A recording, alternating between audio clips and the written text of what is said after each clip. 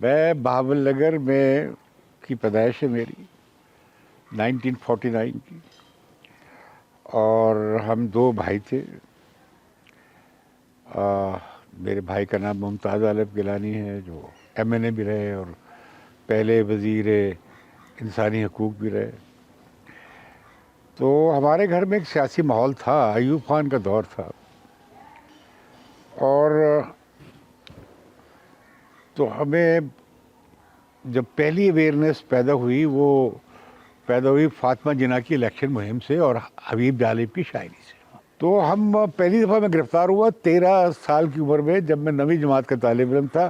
فاطمہ جناح کے جلوس ہم نکال رہے تھے ان کے الیکشن کا لالٹین پکڑ کر۔ فلسافیکل لیول پہ میری بحث میرے ذہن میں چل رہی تھی اسلام اور ہیومنزم کے درمیان۔ وہ بحث چلتے چلتے تو میں نے بڑا مذہبی لٹریچر بہت پڑھا، میں نے پھر فلاسفرس کو پڑھا، اور پڑھتے پڑھتے ہم مارکسسٹ ہو گئے۔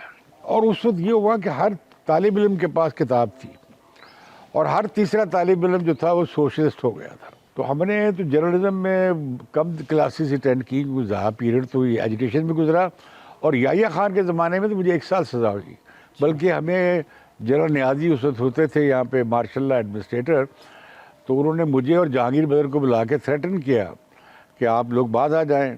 ہم اس سے اکڑ گئے کہ آپ فوجی ہوں گے اپنی جگہ، ہم تو آپ کو نہیں مانتے۔ پھر جب آپ دیکھیں گے کہ اس پیریڈ میں بہت زبردست جمہوری تحریک چلی MRD موومنٹ میں، اور اس میں ہم بہت شامل تھے۔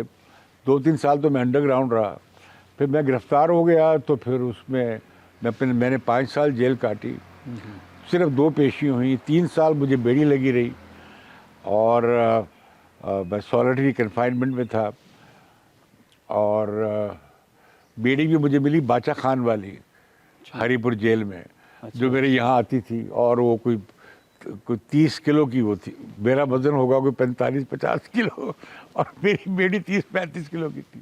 اور بدترین تشدد جو آج ہو رہا ہے یہ اس کے مقابلے میں کچھ بھی نہیں ہے۔ کہ میں جب جیل سے آیا تو پھر میں نے سوچا کہ یار یہ مجھے اپنے پیشے کی طرف واپس جانا چاہیے، تو پھر یہ ہوا کہ ہم جرنلسٹ ہو گئے۔